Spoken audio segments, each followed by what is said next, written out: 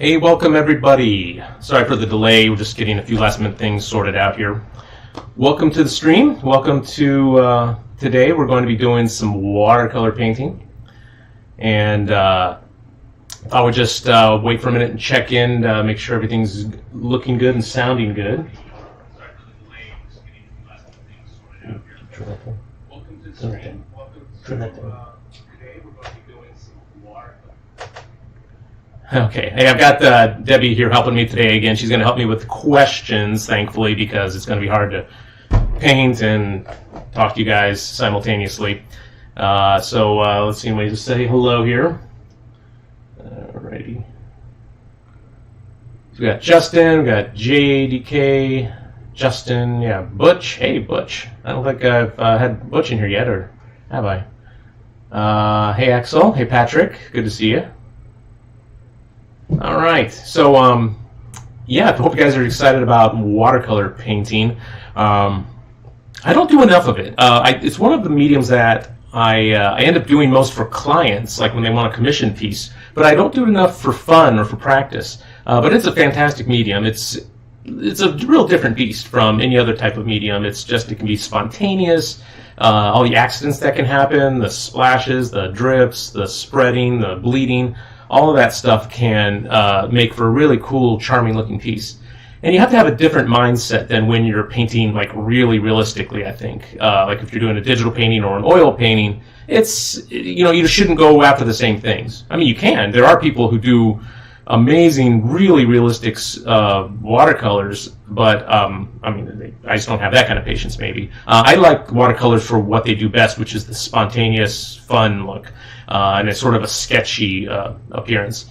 Whenever I try to do a caricature watercolor, I'm sort of always trying to channel Jan Optebeek. If you guys want to be really inspired and watch some amazing watercolor caricatures, check out Jan on YouTube or on Facebook.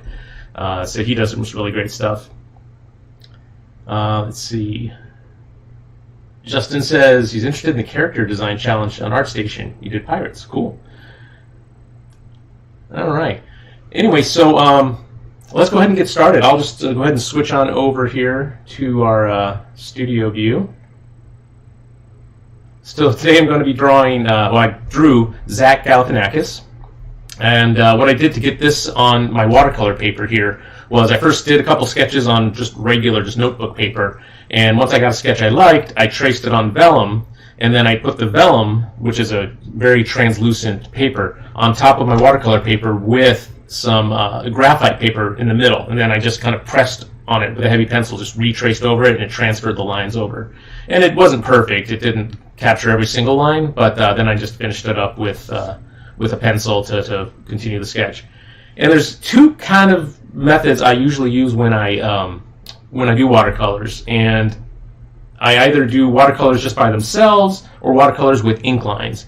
The watercolor with ink lines usually looks a little stronger graphically because it has those dark black lines for contrast, but today I'm not going to do the ink lines. I'm just going to try to do everything with watercolors, so it'll hopefully be a little more painterly, a little more artistic, and not quite so bound in by the lines, and I'm going to have more fun with the edges. When you outline it with ink, it tends to give it a more cartoony look, I think, which is cool, but I want to go more for a fine art watercolor caricature today, so I'm just not going to try to do the lines.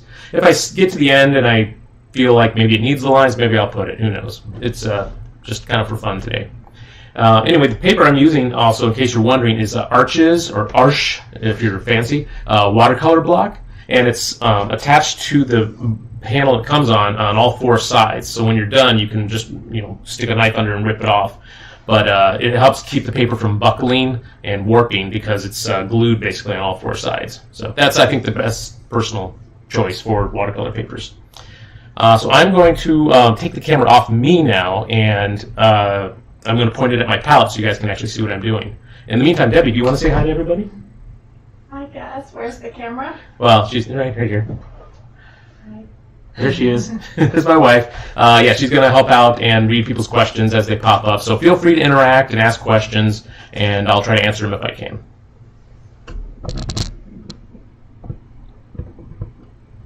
Alrighty. So, the colors I'm using today, I'm just going to try to use a real limited palette. I've got a lemon yellow, Got a yellow ochre or Naples yellow. Got burnt sienna, which is my warm brownish red. Alizarin crimson, or permanent alizarin crimson.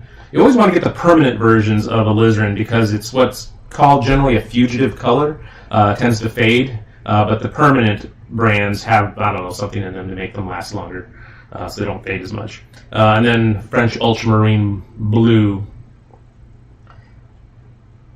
You really don't need a lot of colors in any painting medium, so it doesn't have to be too expensive. Just get a few key colors. This is basically just the primaries plus brown, and that's really all I ever need to paint.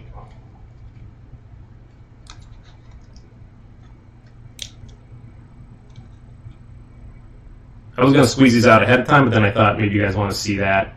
And also I didn't want them to dry out.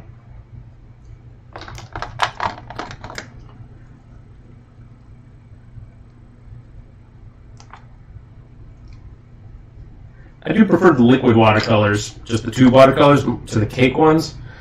I don't know, the cake ones just don't seem like they would be as easy to work with. There are people who do, and do great work with them, obviously.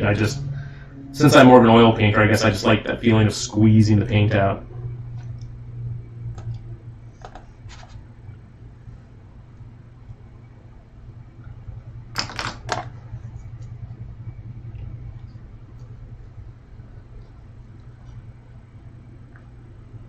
Any questions, Debbie?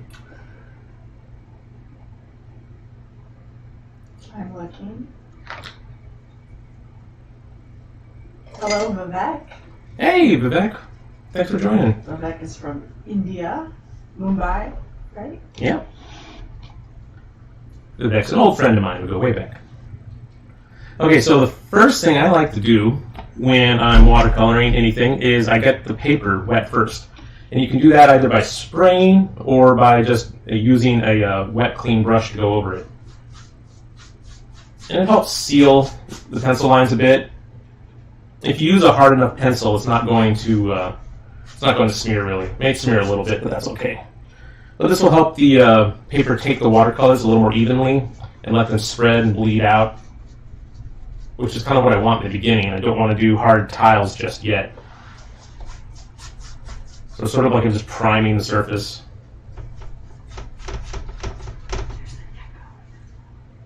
Oh, okay.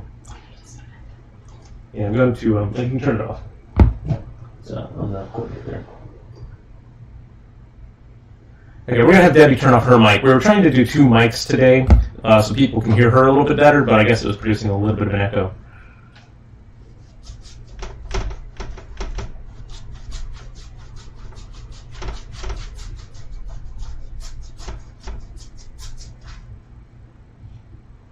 Okay. And once you start getting water on your paper here, that's when it really starts to buckle and warp, which is why it's good to have a watercolor block as opposed to just a single sheet. If you do have a single sheet, you can work with it. You can just tape it down on all four sides on your onto your drawing board, and that usually works fine. All right, so I'm going to get a slightly bigger brush just to lay in some broad general tones here. I'm going to start with my my burnt sienna.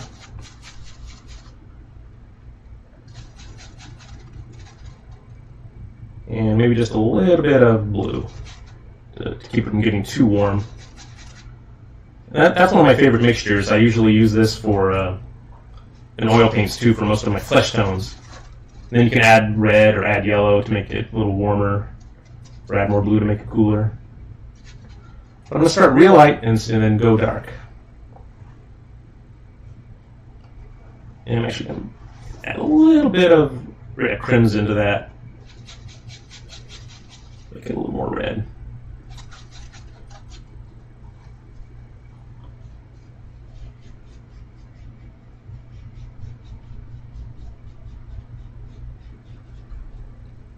And I'm not using any masking fluid or anything like that to preserve the whites of the eyes, so I'm just going to be careful around the eyes to not paint into them. And they will probably be like a shade of gray. They're not going to be pure white, but I am trying to think about preserving my lightest lights. There's still an echo. There's still an echo. That's weird. Oh, you know what? turn off that. Okay, I think I got it. I did have, I don't know, I had duplicate audio sources on. Does it sound better now? Let me know. I'll check.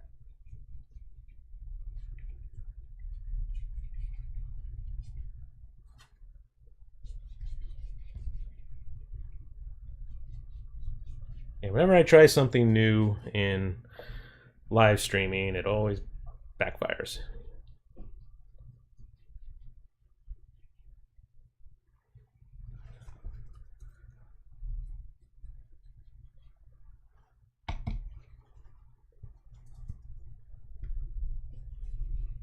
And I'm just trying to blend out this this edge of the flesh color into the hair, just so it doesn't have like a hard delineation, a hard place where it stops.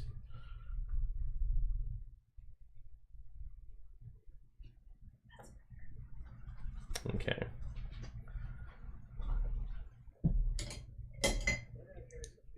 Gonna get a slightly smaller brush here.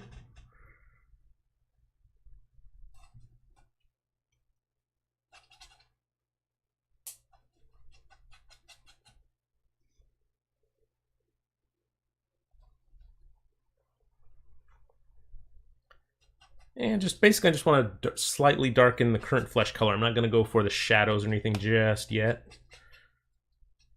Just want to add a little bit of, start carving out the volumes and the forms a little bit.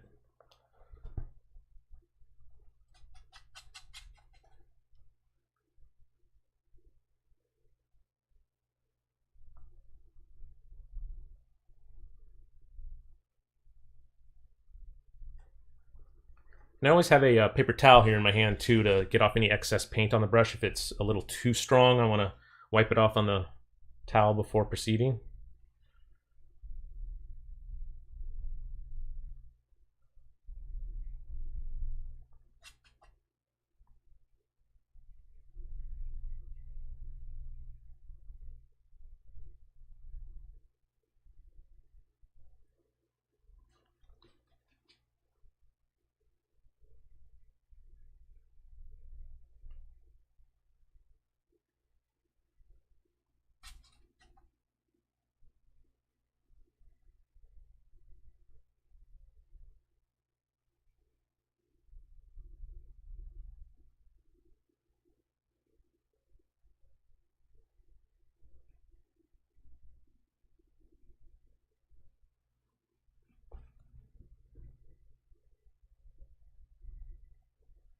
I eventually will allow some blockier shapes, some harder edges to remain, but initially I want to keep things just a little softer and diffuse until I'm ready to commit to those darker shapes.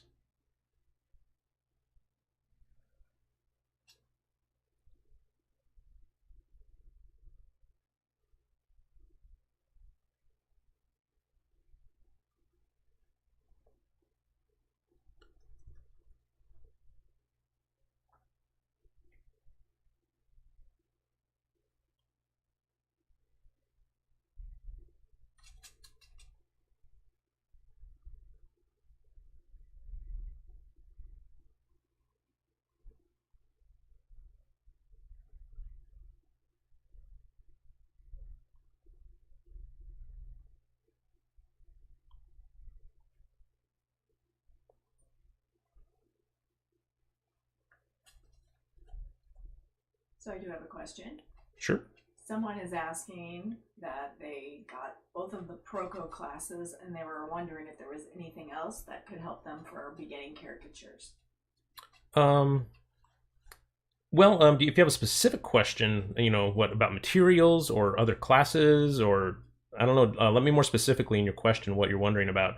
But if you got the premium caricature course, everything's in there. You got a lot of info to go through. It'll take you a while. There's a lot more extra content and bonus videos and stuff. So your questions might be answered as you go along the more that you watch. So yeah, just start watching if you haven't already, and let me know. But if you have any other specific questions, like I said, about materials or any other concerns, you let me know. But there's no prerequisites or anything like that. I mean, I personally think it's helpful to you know, take Stan's head drawing course just because there's a lot of good sound drawing procedures in there, and that's a big part of my course is following a I wouldn't say a rigorous procedure, or really strict, but I do lay down some fundamental techniques that can also be helpful in portrait drawing. And Stan goes over some of those things too, as far as how to structure your drawing and how to think about things in a certain order. The skills from portrait drawing, I think, translate really well over to caricature. It's basically the same, you're just changing proportions is all. But if you want a good solid drawing in a caricature, you can learn a lot of those skills studying portraiture.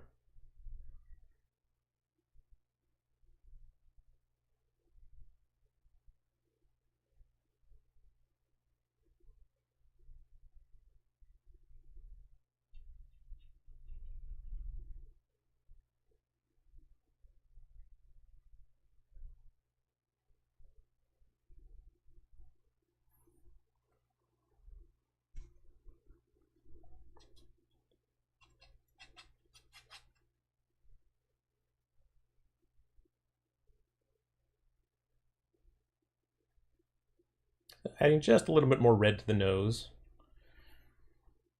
It seems a little strong now, but once I get darker values in other places and darker colors, it won't seem so striking.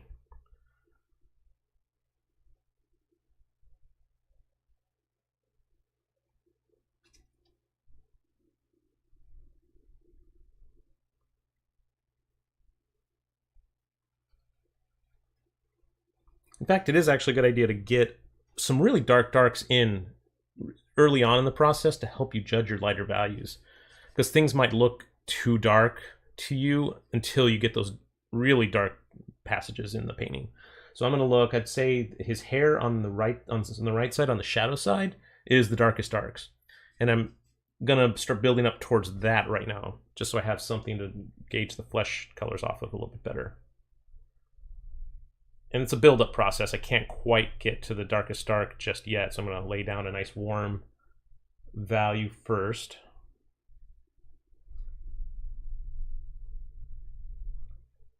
And then I'll put a darker, cooler color on top of that.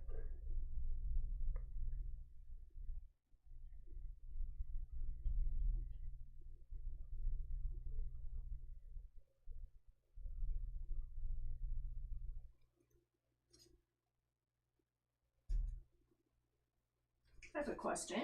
Sure. From James Skelton. He was wondering, we all know watercolor is very unforgiving. So what do you do when you make mistakes? Don't make mistakes.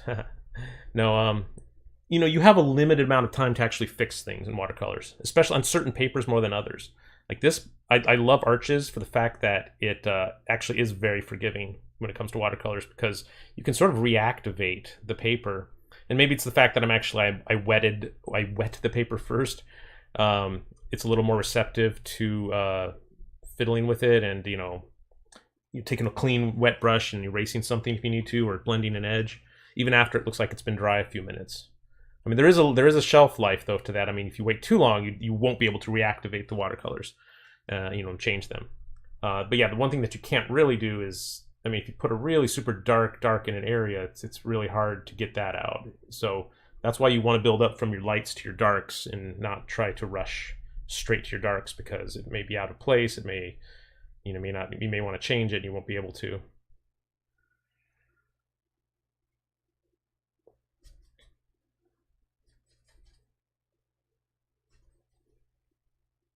So I'm still just mixing my burnt sienna and my ultramarine blue a lot. Not as much ultramarine blue just yet. I'm still keeping the mixture a little on the warm side.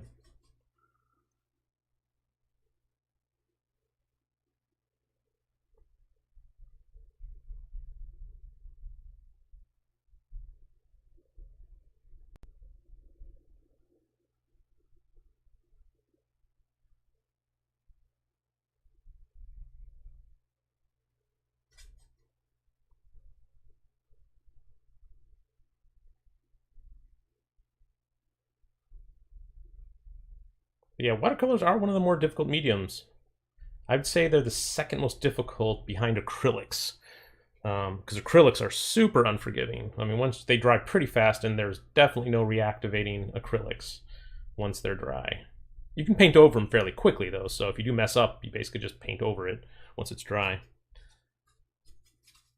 Yeah, acrylics are very, very challenging. I have another question from Valerie. Wondering, what is the cost of a watercolor? Are they less expensive than oils or acrylics? It can depend. Depends on the color. Like if you buy tube colors and you get a real cadmium red, it's in a watercolor it's gonna be very expensive, just like in oils. And in oils you can buy cheap versions of the oil colors, and you'll regret it, but you can do it. They just don't have as high a pigment load, so you end up using more of the paint. In watercolors, yeah, if you get cheap watercolors, they're just not very intense. So anything that you want to do with it, you may find yourself frustrated because it's just not laying down the color that you want, and ends up painting with mud because you're trying to put down this red that's not really a very intense red or something. So yeah, they can be very expensive for sure.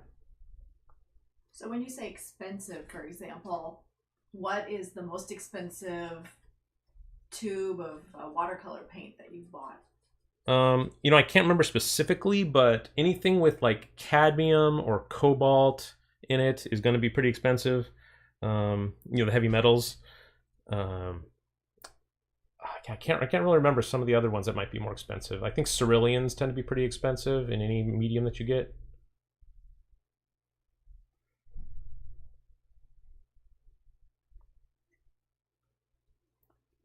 But, you don't need a lot of the really, really intense, expensive colors. Once you have them, they last a long time if they're well made. So you get a lot of bang for your buck with the more expensive materials usually. So is watercolor cheaper overall than doing oils or acrylics? What do you think? Yeah, I'd say it's probably, generally the paints are maybe a little cheaper. And it might be because they're just in smaller tubes generally. Or the cakes, the dry watercolor cakes are even cheaper and smaller. But yeah, I haven't really been out shopping for them in a long time, so it's hard to say exactly specifically. You can just go on an art supply website and just comparison shop. Some of my favorites are of course I like Blick, but I also like Artist and Craftsman Supply. I like Artist Supply Warehouse, ASW. I like Jerry's Artorama and Cheap Joe's. They're all really good. They'll, very reputable, good places with good materials. And sometimes one of them will carry something I like where others don't. Like actually, I searched all the main art stores online the other day looking for a new pad of newsprint, and nobody carried it except ASW. But then, I go to other companies for other things that ASW doesn't carry, so it's good to have a few that you go to and visit.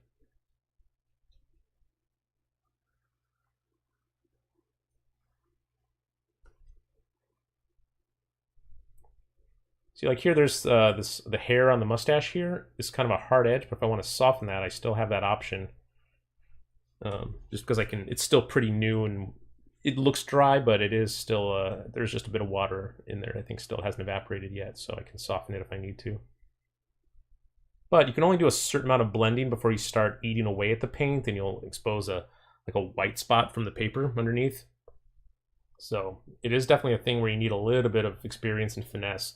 And once you make those mistakes, you try not to make them again. Because once you paint an area and then it gets sort of white and washed out, it's kind of hard to paint back into it. Speaking of whites, Butch Curry was asking, as far as highlights, do you often go back in the end and pick them out with out of the paper with white gouache, or do you just leave the paper white? Ideally, I try to leave my highlights as they are and not have to go back. To me, adding gouache is a little bit of a cheat, but there's no cheats in art. I mean, it's still a valid technique, but it doesn't look as good, I don't think, as leaving the white of the canvas for a highlight. But I have done it for sure, and it's something you can do. Combining gouache and watercolor is definitely a valid thing to do. But it's like if you're a purist, with like trying to stick with one medium, you try to avoid mixing it if you can.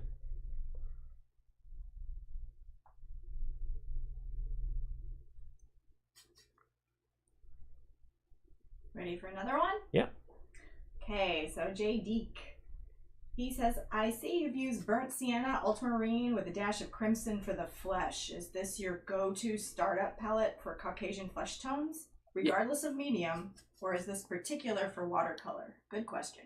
Yeah, it's particular for watercolor. I mean, I usually do use a warm brown and ultramarine blue for just about everything I do in painting. It seems it's like my go-to combination because you can get any value or it's just a sort of like a warm natural color to start with, but you can bend it blue, you can bend it red, you can bend it yellow because it produces sort of a grayish tone. And I mean, I do, yeah, when I'm working with oil paints, I probably don't use alizarin crimson very much in oil paints on Caucasians, just because it's too, I don't know, it becomes too purpley and pink. So it works well in watercolors though. But for oils, it doesn't really do it as much for me. I usually go with more of a warm red when working with oils.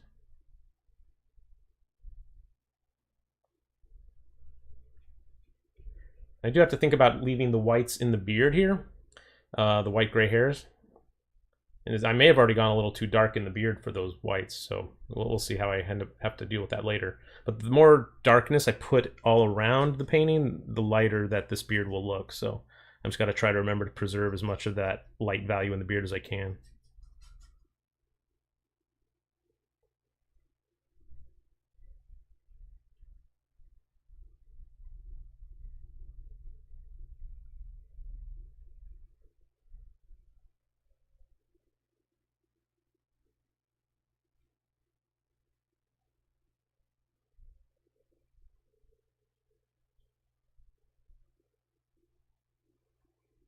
See, now the flesh tones look really light and washed out compared to what I've got in the hair. So it's time to add a little bit of darker values to the flesh, some of the shadow colors.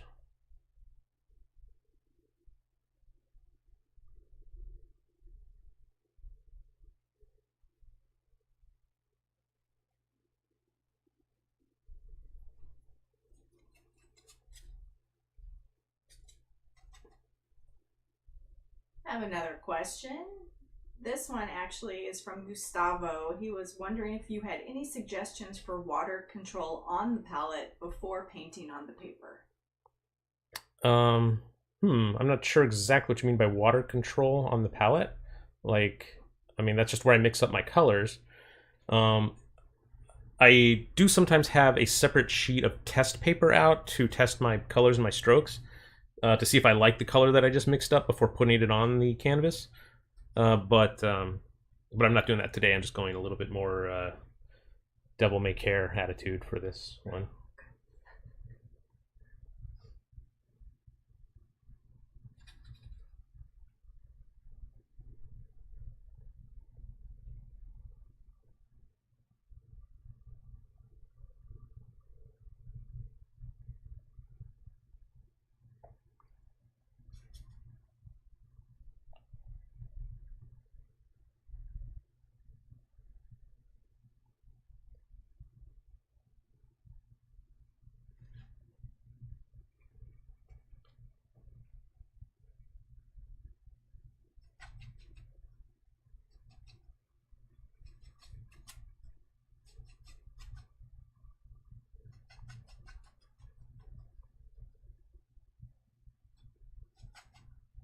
Yeah, I'm just trying to mix up a slightly darker value here for the shadow side of the face.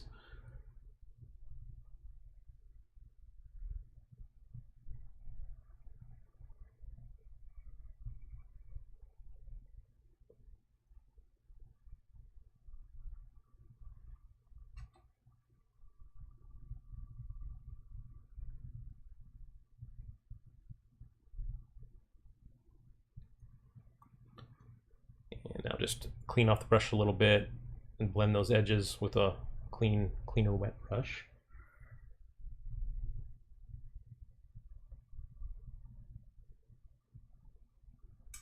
I have another question for you. This one is from Herman Oliveira. He says, for an absolute beginner in watercolor, do you have any advice? He's afraid of going straight into a portrait. how does he practice beforehand?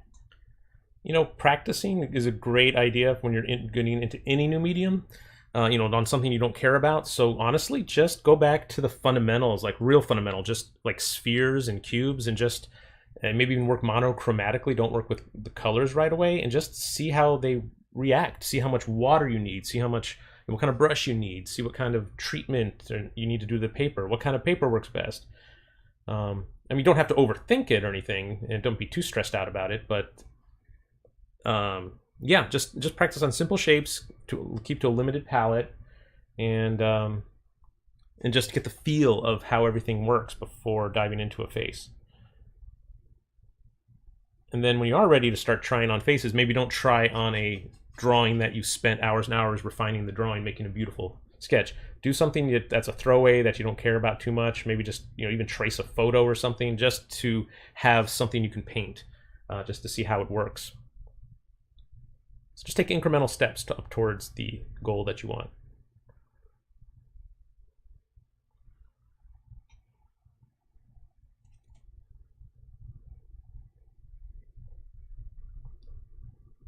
And the battle I always wage with myself is how realistic and refined do I want to do it versus how sketchy and free and spontaneous do I want it to be. And you know, I'm always battling those instincts in myself. I always want to make things look beautiful and rendered, I think, on a deep, deep level. And if I see things happening in watercolor, which is like, you know, splotchy areas and areas that bleed into each other, my instincts sort of tense up a little bit. And I'm like, oh, I want to fix that. But in watercolors, the more you work into something, I think generally the worse it gets.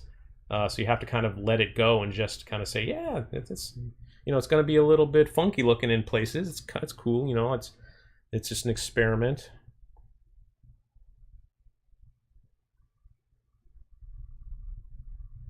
And the important thing is just not get too stressed out about it. It should be fun and relaxing.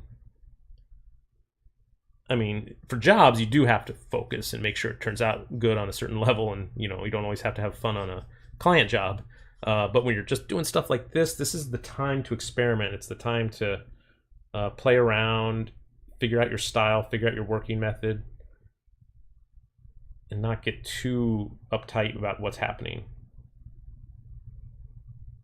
Whenever I go to the annual Caricature Artist Conventions by ISCA, the International Society of Caricature Artists, the mediums I generally always bring are inks and watercolors.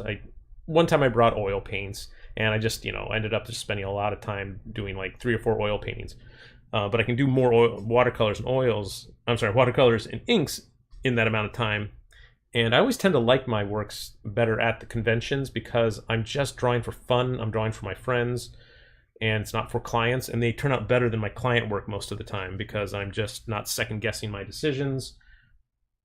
And I'm painting more from a I'm painting exactly what I want to do. And because there's a bit of a time limitation on it, you have to kind of stop and move on to the next one if you want to fill up your wall. So it's good. It encourages a quick, spontaneous look, which is great for watercolors.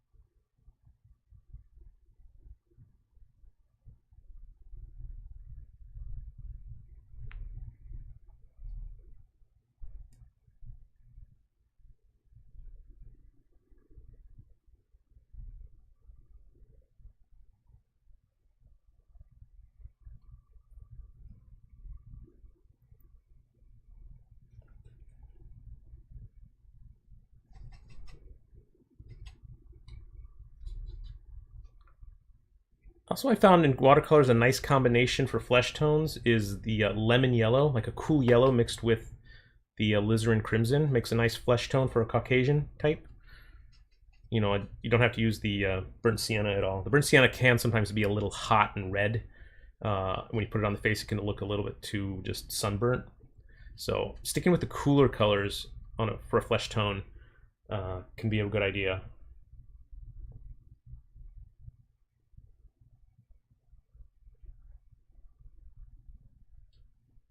All right, my Russian isn't very good, but I think this is from Nicola. Hey, Cord, I love your work. I have a question. When do you know that you are ready to take commissions? I want to start doing commissions, but I'm not sure if I'm ready yet. Any tips? Um, any tips on feeling if you're ready for taking commissions? You know, when people start doing commissions for caricatures, it's usually with friends and family, I've discovered, so they're usually more forgiving. So if you haven't done any of that, maybe just practice a little bit more on people that you know. Um, but beware that if you practice on people that you know very well, you tend to be a little more critical of yourself than you would for a client because you know the people so well, and you might think you're doing a terrible job because it doesn't look exactly like them. Um, but they do provide sort of a confidence boost because most of them will say, "Oh, it's great, it's wonderful, I love it," and they're happy to get free artwork. So, and the short answer to your question is, you should just go ahead and do it. If you get a request from someone, they obviously see something in you that they like, even if you're not confident in it yourself, and just go ahead and do it, and just put your all into it, and see what happens. But yeah, don't be too afraid to just start and jump right in, because you could wait forever. You can thinking you're not ready. And Spastic Pug was wondering, do you have a favorite brand of watercolor? Do I have a favorite brand of watercolor? What do I got right here? I've got Da Vinci. I've got Winsor Newton. I've got Aquarelle. So no, I definitely do not. I just buy whatever I see. And generally I do try to go with cheaper colors if I can, but not student grade, not that cheap. You always want to get the professional grade paints, but yeah, if there's a color that day that, if the Da Vinci brand Crimson is $2 cheaper than the Winsor Newton, I'll get the Da Vinci that day. So it's pretty much all the same. I haven't used watercolors enough really to be that discerning and that discriminating. Maybe other people who are more experienced might have an opinion on that.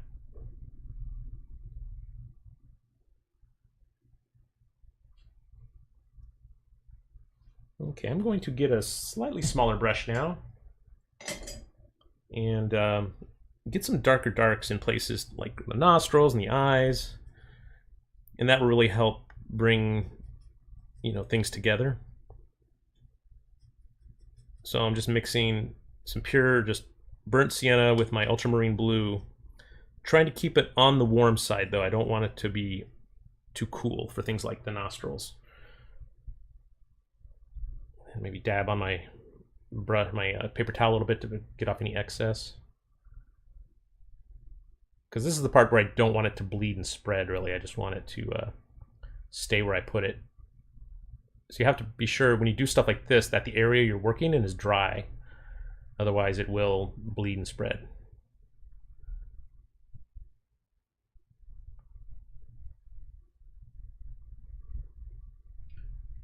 So for the darker area of the face, the darker value of the face, did you add more warm brown, or did you just layer the same color? Yeah, I think I went a little warmer on the shadow side of the face. There's maybe a little bit more burnt sienna over here on the right, if that's what you're asking. Yeah.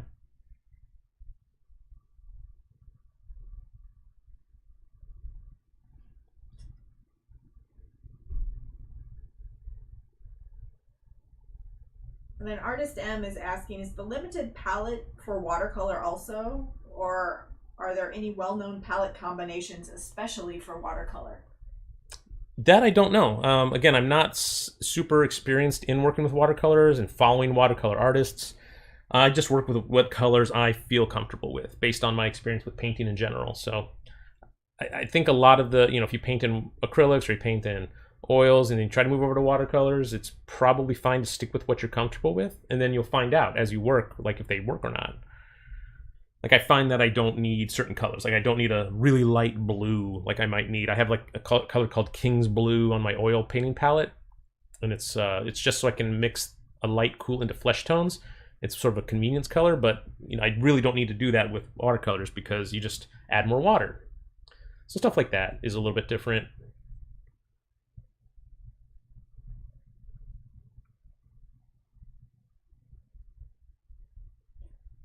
So I have another question from Spastic Pug. I always wanted to get into the caricature community, but I'm unsure how to do so. I've only managed to get my foot into doing some caricatures for local events. Maybe this is a good time to talk about local events and how they're affecting caricature artists right now. Yeah, now's not a good time to try to get into local events. At least if you're in the U.S. Because of coronavirus. Around the world, I think maybe you can get back to it. But there are some people we know in the country here in the U.S. that are getting back to live events, but they're trying to do it safely, with masks and keeping their guests really far away from them, working at, parties, community events, street fairs and things like that. Personally, I'm not ready to do that. I don't think I'm not willing to risk it, but neither is Debbie. Debbie does caricatures too, in case you guys didn't know. We met actually at the Caricature Artists Convention. But you've got to get a website. Websites maybe are a little, maybe people go more off social media now, but I think event planners, agencies and stuff, they still do like look for people in an area. Say they have a need for an artist in your city, they'll just Google caricature artists, San Diego, live events or something, and you want to make sure you come up in those results if that's the kind of work you want to get. Because people still do web searches, I think. It's not all just based on, Instagram and TikTok and all that. Can I chime in? Yeah, Debbie has an idea. And definitely, if you want to be taken seriously as an artist, you really do need to have a website. Because then people will say, hey, look, this is a business that I can trust. And that's really important. Yeah. Having that visibility to let them know you're a public person. You have samples of your past events, photographic samples to show that you've worked events. And you have a bio where you talk about your experience, your schooling. And then, of course, getting into join the group, the ISCA, International Society of Caricature Artists. Met a lot of people and a lot of contacts through there. Even if you don't go to the annual conventions, and there's not even a convention this year, but it's a great resource because everyone in there is doing that. They're theme park artists, they're festival artists, they're illustrators. They're the people you want to know. I met so many people through there, and I've gotten the opportunity to travel around the world because people I met there, brought me to their convention or to teach a private workshop or something. And I'm not saying that that's necessarily going to happen to you, but it is a great way to network and to get your foot in the door. You want to be around the people that are doing the thing that you want to do.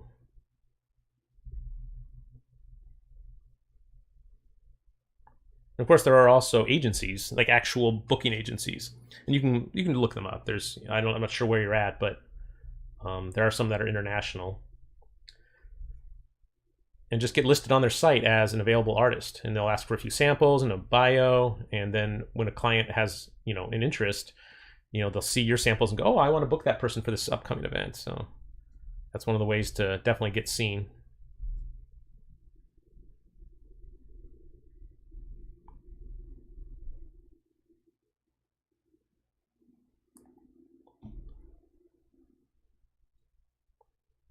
Okay, let's color in Zach's eyes here.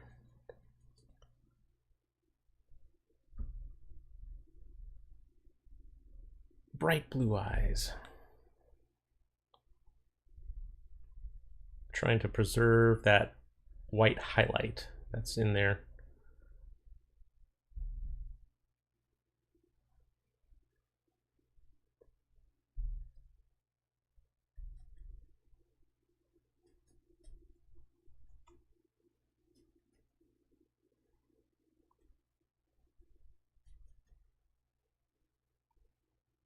Again, mixing my darkest dark together by using the burnt sienna and the ultramarine.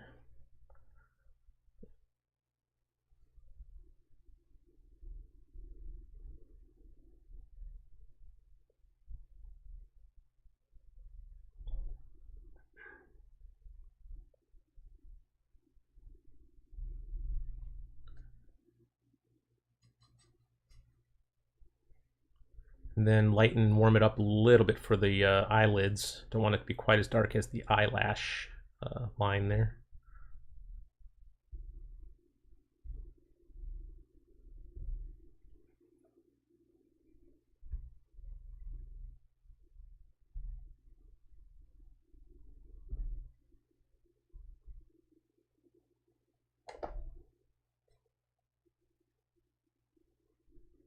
Okay, get those tiny, tiny pupils.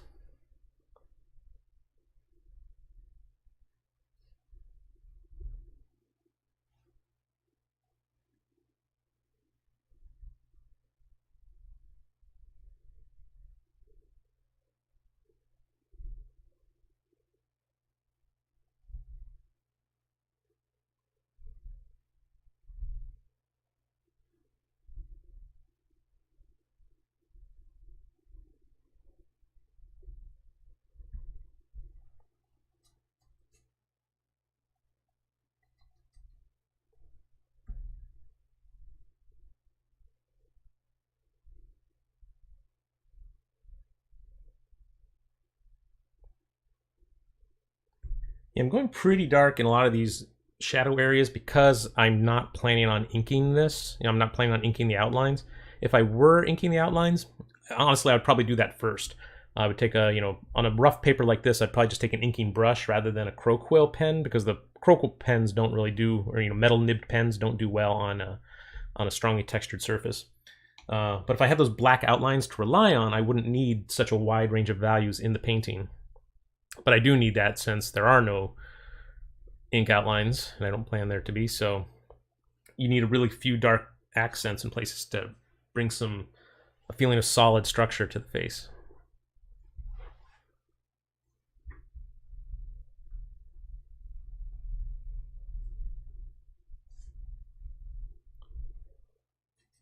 Because the illusion of three-dimensional form comes from correct use of light and dark values and have a full range of values. And of course, also the edges are important. They need to be hard where they should be hard and soft where they can be soft.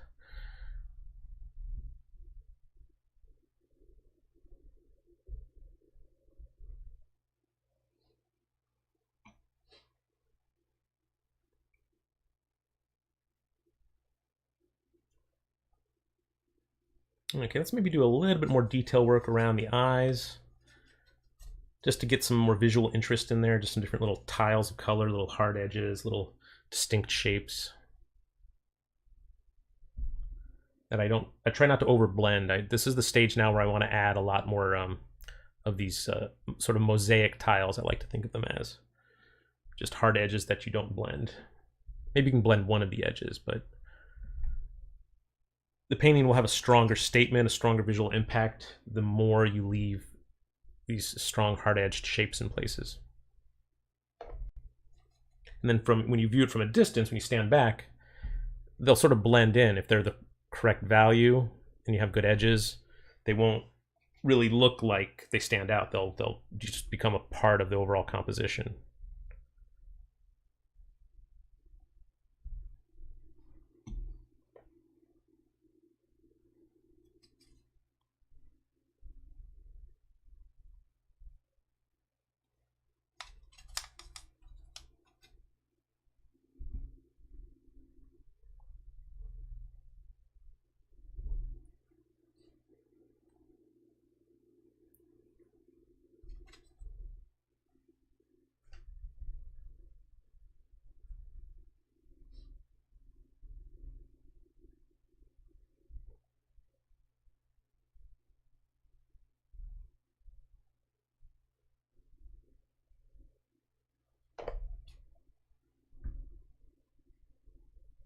So just to review, what colors are you using? Yeah, the colors that I have on my palette, starting from light to dark, are a lemon yellow, and then a Naples yellow deep, technically. But yellow ochre is very similar to Naples yellow. Yellow ochre can be a little more earthy, though. Then I have a burnt sienna, then alizarin crimson permanent, and French ultramarine blue for my dark blue. I think if you have too many colors on the palette, you run the risk of creating too many, just too many colors on the canvas, and it kind of spoils the look. You're more of a risk of creating disharmony and having certain colors stand out. Like if you have a bright green, for instance, that you put somewhere accidentally, it might look, it's just, color is a personal choice. It's not necessarily the thing that's going to make or break a painting, like I've always said, and color is more a reflection of your personal tastes than anything else. But the more colors you have, the more susceptible you are to screwing up, I think. So it's better to limit your choices regarding color and just work with as few colors as absolutely possible to limit the risk of mismanaging the colors.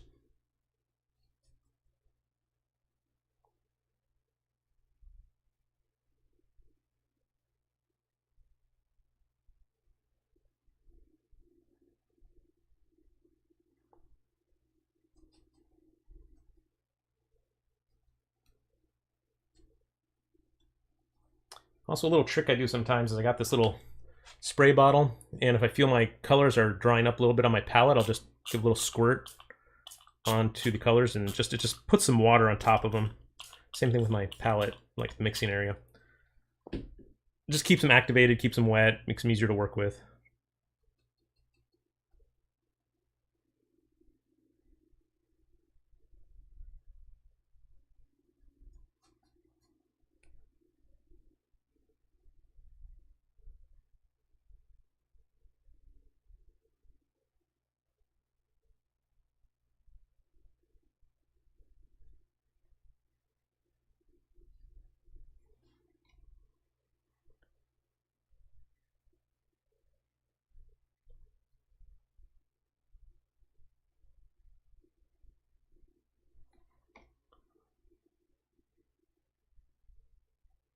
And just sort of blending some of these edges with a clean wet brush.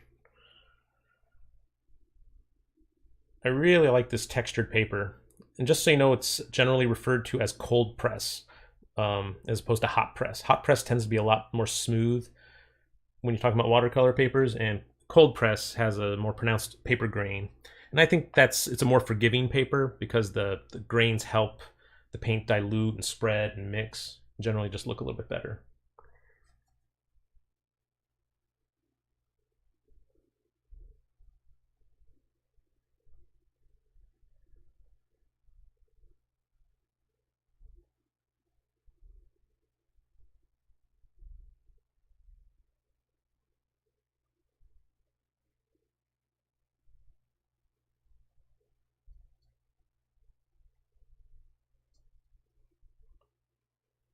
And think about dry brushing too. Dry brushing is just when the paint and the water on your brush starts to run out, but you still got a little bit of pigment on there. And it can create some nice effects, create a softer edge if you want.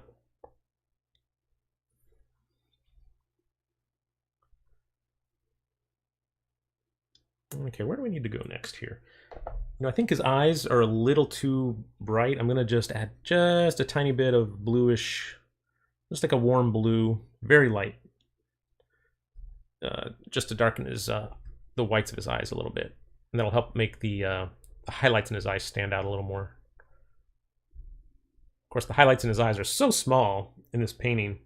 I mean, it's just a fraction of a millimeter. I might end up going back in with the gouache, to lighten it up, but white gouache can be a little bit disappointing on an on a watercolor painting. It's just never as bright or as intense as you think it might be. You definitely need to wait for the painting to dry before you do that, so it doesn't blend and mix with what's underneath.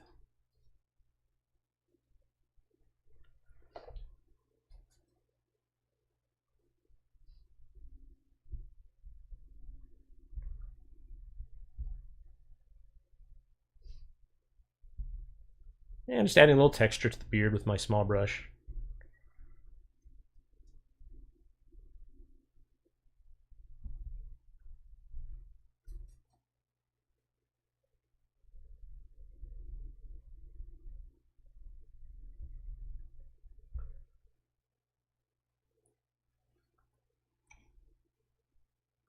So I have another request, actually.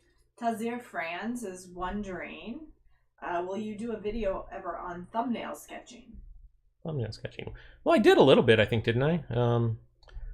I guess I could do more, like just thumbnail sketching for the caricature concept. I think I did it for what was it? A few weeks ago. Don't remember. Yeah, I don't remember either. Maybe go through and look at the other video streams. Yeah. But I've gotten that request before, I think, so yeah, that's another subject. I always love hearing ideas for future streams because I often am at a loss for thinking of something to do that week until I get a big hit of inspiration. I'm like, oh yes, I've never done a watercolor demonstration, so I'm like, yeah, I better do that. But yeah, your guys' ideas always help me find out what you're interested in seeing, so always let me know.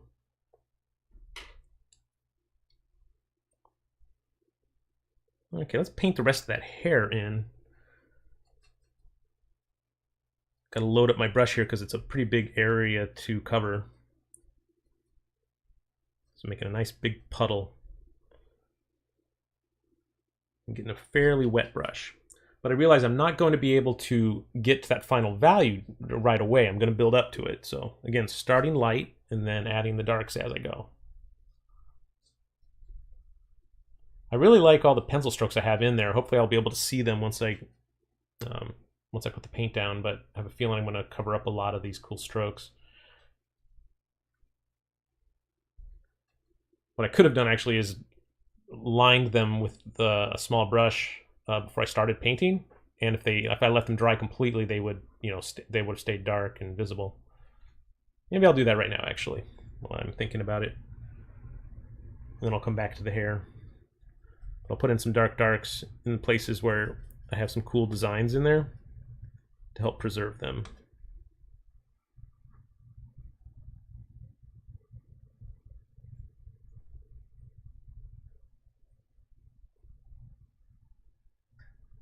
So what are you going to do with this watercolor when you're done? Are you going to put it on your website?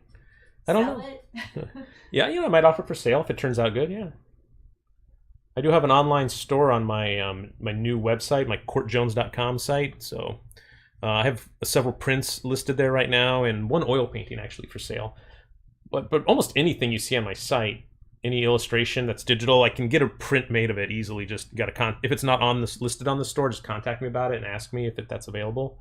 The only ones that aren't are ones that I don't own the copyright to. Like if I did them for a company that bought out the entire rights, I can't make prints of it. But there's not too many of those. But yeah, we'll see how it turns out. If I like it, maybe I'll let this one go if someone is interested in purchasing it. So if you don't like it, where will it go? If I don't like it, it'll go straight to the fire, into the furnace. Now, I might say to myself, I can do better. I'll do another one eventually, and then maybe I do, and then I'll sell that one. Sometimes these ones that I do for the live streams don't turn out as well as I would like because my focus is a bit split between talking and I'm demonstrating and trying to talk about concepts. So I'm not putting my entire focus into them. But sometimes they do turn out pretty well. I'm happy with this so far, so maybe we'll see. Oh, my light up there just went out. That's all right.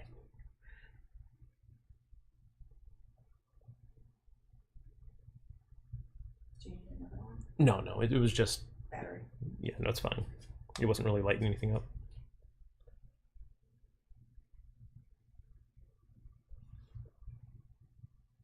Herman asks, do you have a favorite part of the caricature process? Personally, he loves thumbnail sketching. Favorite part of the process? I personally like seeing the whole thing come together. I like the stage where I'm rendering it and it's working out. Because it's just so rewarding to see everything, like all that hard work, all those steps I took to get to that point pay off, and it actually looks like a thing. And that's the stage where I know it was successful, so I can relax a little bit. So yeah, I like the stages where it looks like something. To me, the thumbnail sketch phase it's super important, but it's like the stressful part where it's like if you're struggling and not getting the likeness, it can be very frustrating. But if you do thumbnail sketching and it turns out really well, then that's a good feeling as well.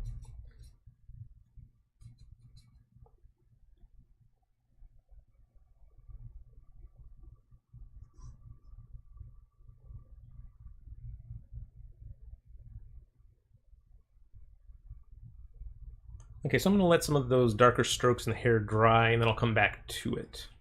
See, what else can I work on here? Maybe work on that nose a little bit, make it look a little more rounded.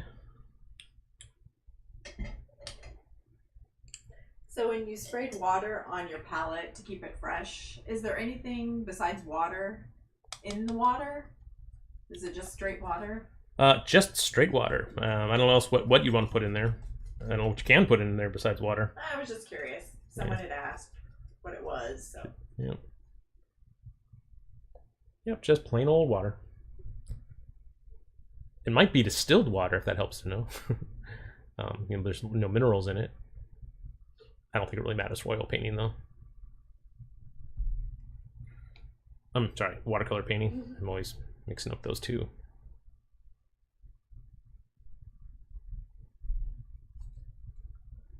So I'm using almost pure alizarin crimson right now for the red on the nose.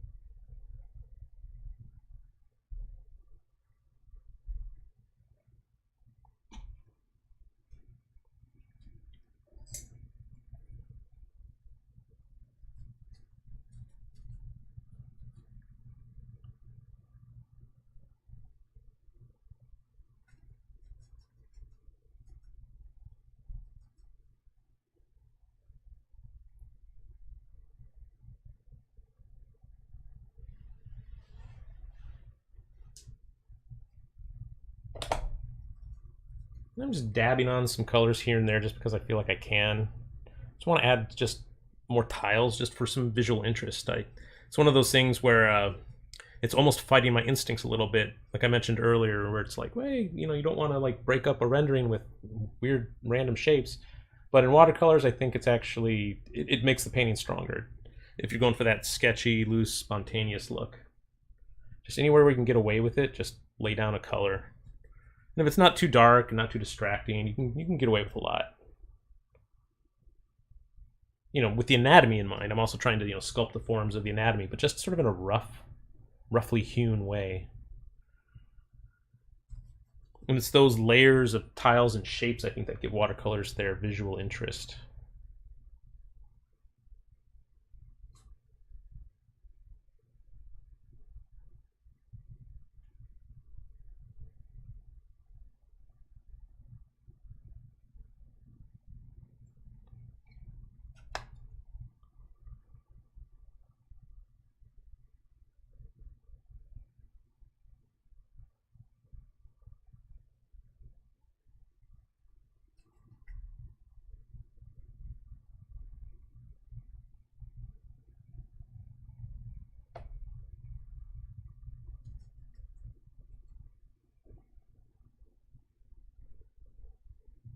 Any interesting comments or questions?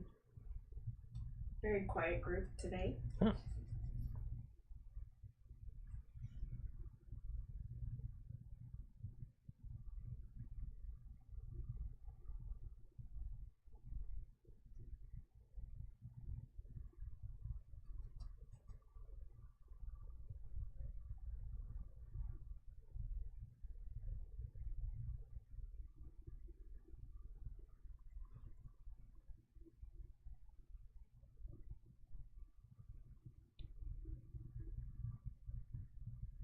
Okay, let's get a little bit into the clothing, a little bit of the shirt collar area.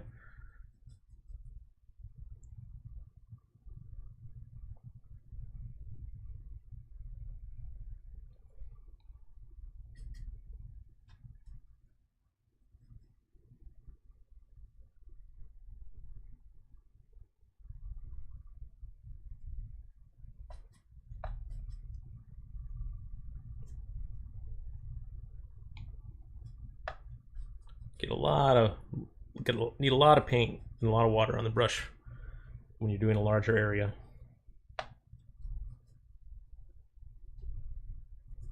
No questions, but so far everyone seems to think it's looking good. Oh, good.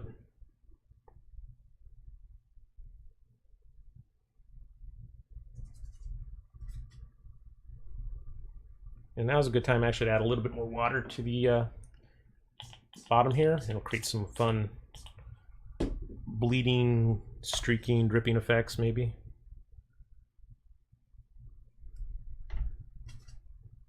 Help the paint flow a lot more nicely too. So welcome to Justin. I know he didn't realize the stream was running, was having a little bit of issue, but now he's here. He was wondering if you have ever caricatured the late Grant Imahara. No, I've never caricatured Grant Imahara. From the Mythbusters, but I did paint the Mythbusters a couple years ago. The two main guys, Jamie and Adam. That's on my website. But that's a good suggestion. Thanks, Justin. You should do the three then. Yeah, Carrie, Grant, and Tori. Yeah. Yeah, I always liked how they said their names on that show, because there's Carrie, Grant, and Tori, and if you say it fast, it sounds like Carrie, Grant, and Tori. I don't know. I always got a kick out of that.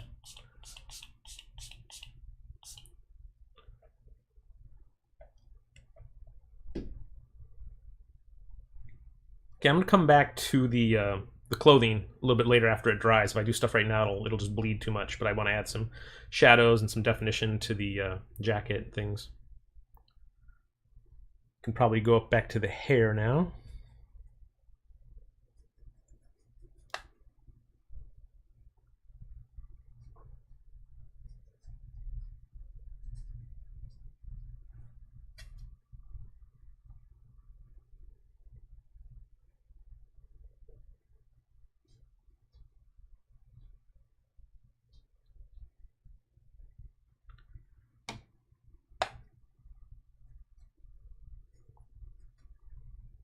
So what angle do you think your board is at right now that your watercolor is on? Someone was asking if it was at an angle. Yeah, I mean, it's definitely at an angle. It's about 45 degrees.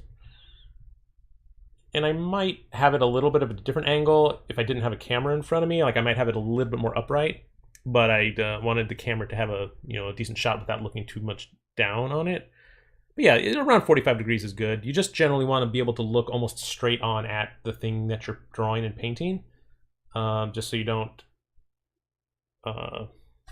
distort and skew what you're drawing. It's more important when you're drawing more so than painting, because that's when you're defining all your shapes and your perspective.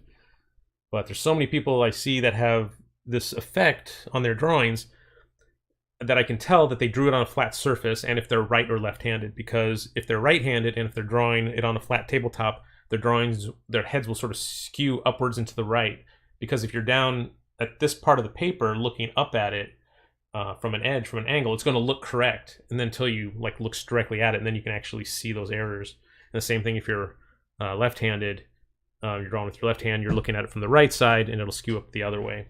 So yeah, when you're drawing, always keep it on a slanted surface. You can just lean it up against the edge of a table or a chair if you don't have a fancy, slanted drawing board. I did that for years. Eventually, I just built myself one. I just built myself a triangular shaped mount or a stand for my desk. And eventually, I just bought this one, which is a tabletop easel made by Renoir, and you can adjust the angle any way you want, just straight up or flat.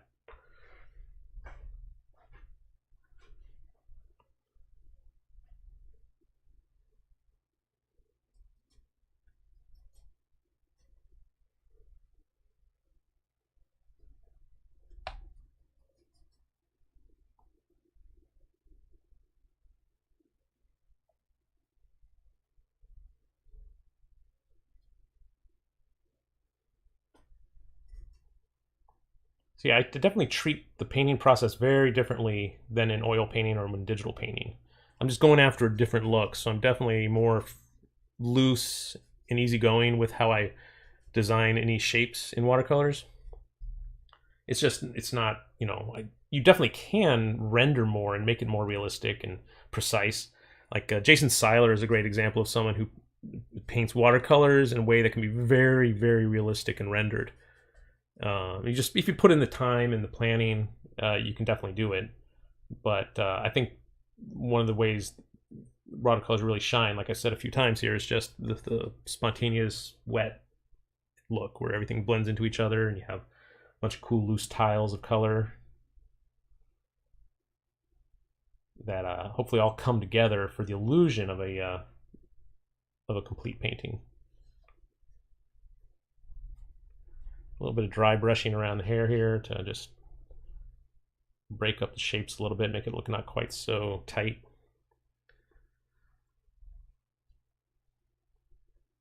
Okay, now I can go back into the clothing, I think. Add some darker darks.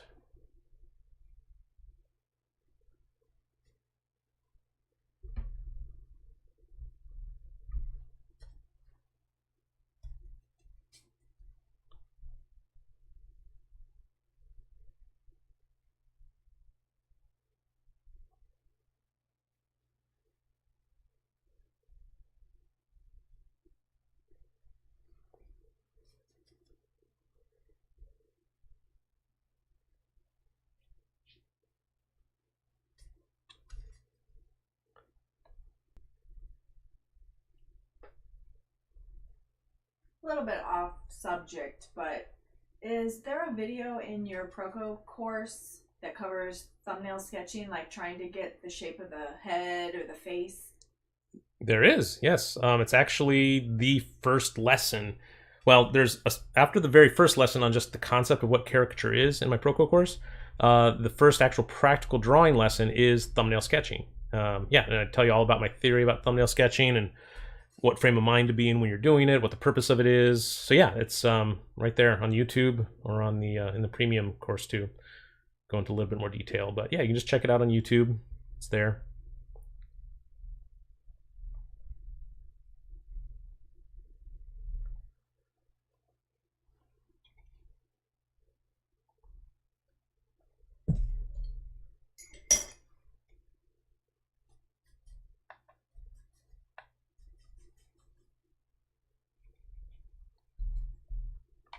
Okay, just trying to figure out what to do next here. I'm getting close to the end.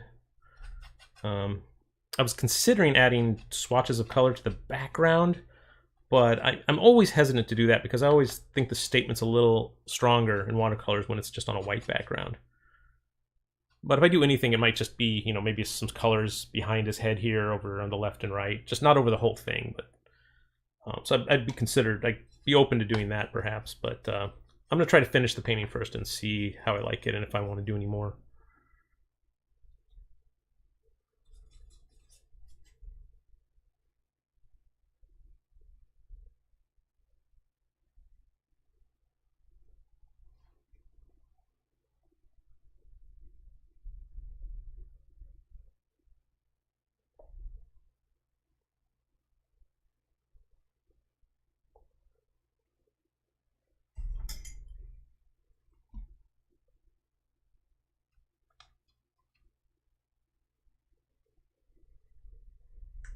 Here's a question for you from Mita Drew.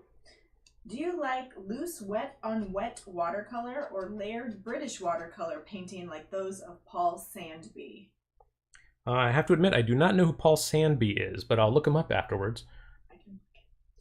But I mean, I generally like watercolors that have a combination of soft blended lost edges and hard tiled edges. I think that's most interesting to me. That's what I like to see, because it shows control. It's like a controlled chaos that I find very appealing that other mediums can't quite capture like watercolors can.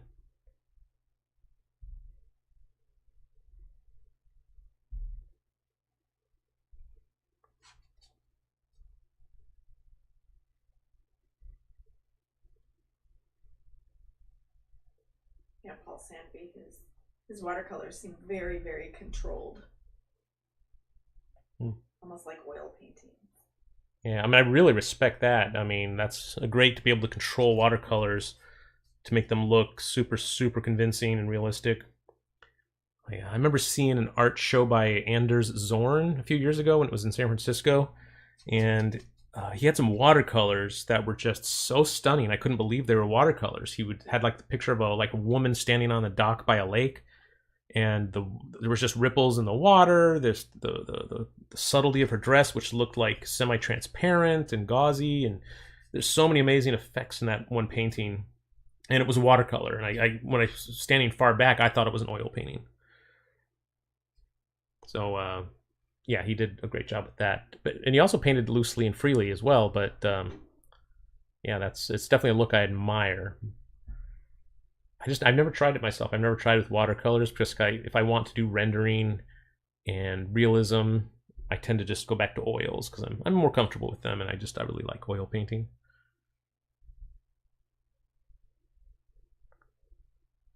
Question from Doug Jones. Why did you choose to compress the features on the face into the middle of the head? For humorous effect or for likeness? For both. It's a caricature. To me, he just, when you caricature someone, you want to have a lot of fun with the face. So you want people to laugh at it. You want it to be humorous, but not at the expense of the likeness. The likeness is king in caricature. If it's funny and goofy looking, but it doesn't look like the person, it's a failure.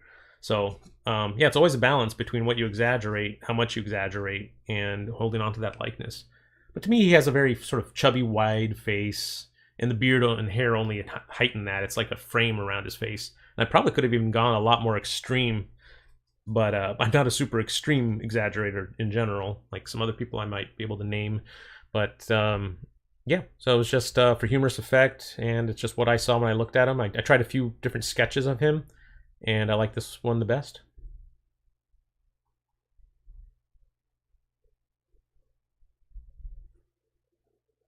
Tazir Franz has another question, which I'm sure maybe a few other people have as well. Did you ever finish your Clint Eastwood? No, I haven't had a lot of time this past week to finish the Clint that I started painting last week. So I actually got an illustration assignment for a couple book covers, which hopefully I'll be able to share in a couple weeks. So I do plan on finishing it because it started out pretty good. But no, I don't have anything to show you on that just yet. Okay, I think what I will do is I will jump over to gouache to show you how I might do that to add a little bit more white, like especially in the beard. It's missing a lot of the whites in his hair.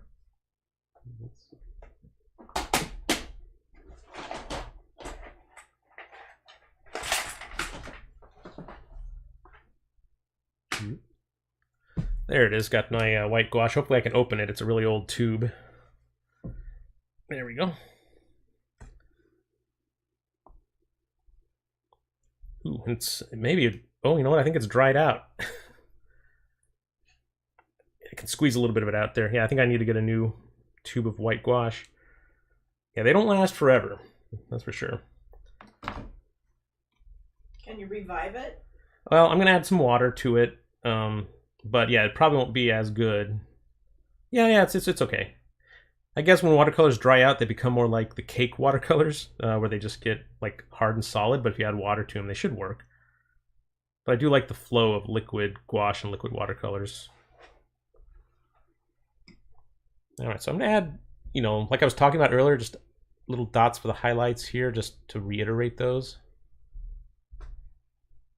And if you paint these highlights a little more thick, like with a lot of paint in one area, it'll actually physically catch the highlights of the lights in the room and make it look even brighter than if you just painted a super flat splotch of color.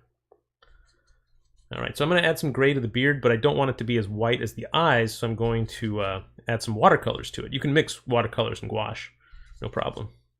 So I just want to darken it a little bit so it won't be quite so bright.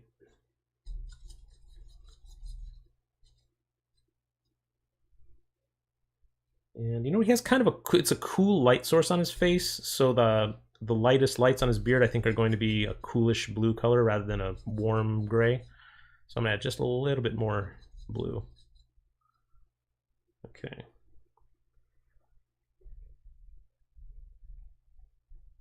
It's important to just lay a stroke down and then get out of there. Like, don't mix it, don't blend it.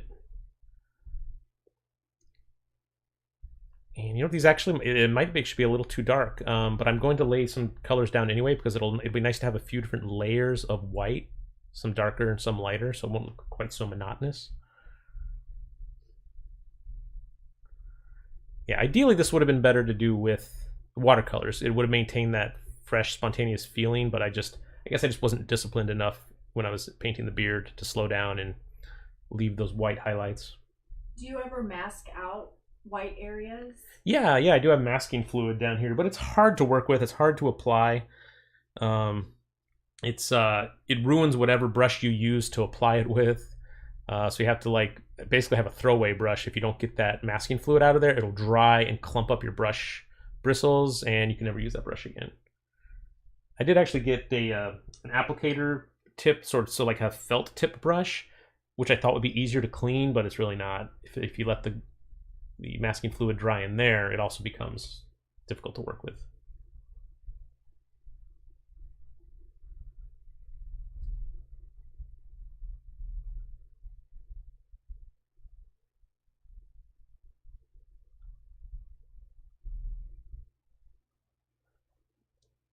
Okay, let's actually go with pure white now. I guess I thought the white of the gouache by itself might be too much, but it does, I think, dry a little bit darker because when it goes down, it's still a little transparent. It's picking up what's underneath it. I mean, ideally, right out of the tube, gouache is not transparent. It's very opaque, but yeah, it's just not going to stay opaque when you mix it on top of other things and you start spreading it around with water on the brush. Okay, there we go. There's some lighter lights. Let's let that dry for a second and see how that looks after it dries, because gouache tends to dry, the lighter colors tend to dry darker, and the dark colors, when you paint them wet, tend to get lighter when they dry. Oh, good. It's time for a couple of questions. Oh, good. Heimdall 1987 wants to know, do you think watercolor is harder than oils since you can't paint over your mistakes? Yes. For that very reason, I think watercolors are definitely more difficult than oils. Oils present their own challenges for sure. You can't just pick up oils and start working with them. They have their own problems, and if you don't work with them right, it'll look weird. So yeah, there are trade-offs, but oils are a lot more forgiving because you have a lot longer time to work with them before they dry, and so you can rub them out quite easily and paint new on top of it, or just wait for them to dry and paint the top of them. J. says he's been playing with gouache this week for the first time. Would you ever consider doing a gouache live stream? Yeah, I might consider it. I'm honestly not as strong a gouache painter as I would like, or as I used to be. I do have quite a lot of gouache paintings I've done from school, but I just haven't worked with it a lot, so it's very tricky. And I don't want to say it's boring to watch, but it's a lot more precise and a slower method of painting if you want to do it right. At least in my hands, they are. From the people I learned from, like Jeff Watts, he was amazing at doing a gouache demo like within just 45 minutes or an hour. But if you rush gouache, it looks really bad. But yeah, I'd consider it.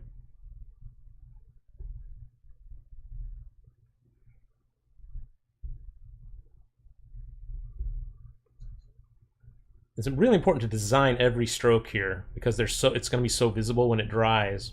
So I'm thinking about the direction, the length of the stroke, and the overall pattern and flow, and how it looks overall from just a global perspective, like standing back and looking at the canvas. Like, is there anything does it stand out too much? Are they distracting? In a sense, they are a little distracting because they're so different from the watercolors that are underneath them. But it does add variety, and I think the human eye likes to see variety of edges, variety of stroke types. Otherwise, a painting can be a little monotonous sometimes if everything's the same everywhere.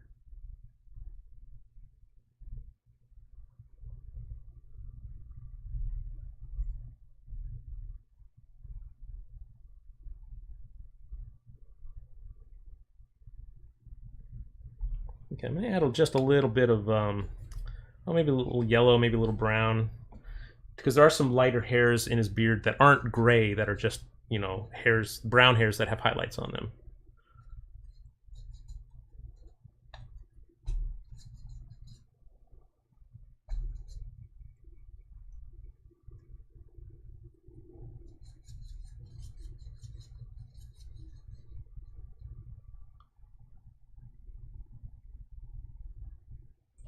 So Hello Shiny says she has pins that you can refill with masking fluid, and as long as you wash them out, she hasn't had a problem.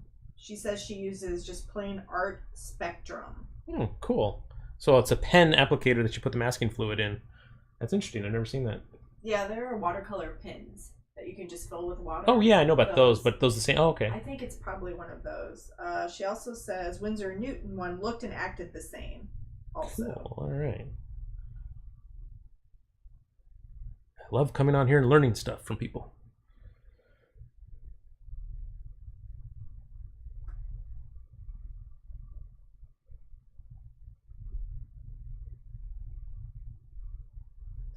Mitcha Drew asks, have your oil paintings ever been affected with mold or fungus? And if so, how do you treat them? The only painting I ever had mold appear on the only oil painting, was one I did in college, and I think it got, the person I gave it to framed it and put it under glass, which is something you do not do. And even it was like years after it was painted too.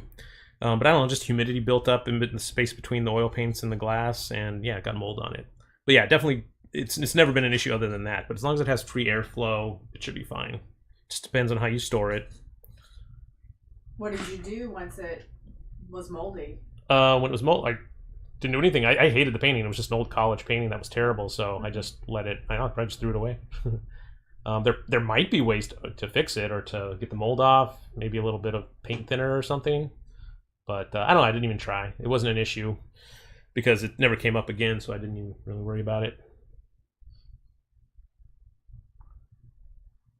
And I'm going to do a few rogue eyebrow hairs too. He's got some fun stuff going on in his eyebrows.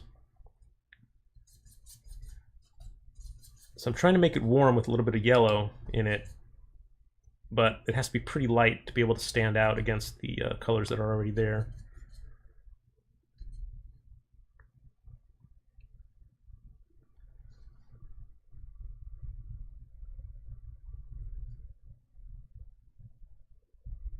Yeah, now that I've got more of these gouache strokes around the painting, the ones in the beard don't stand out so much. They don't look so out of place because the shapes appear elsewhere.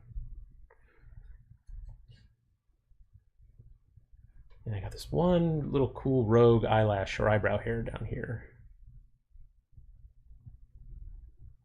And maybe it's a little thick. I probably should use a thinner brush for this.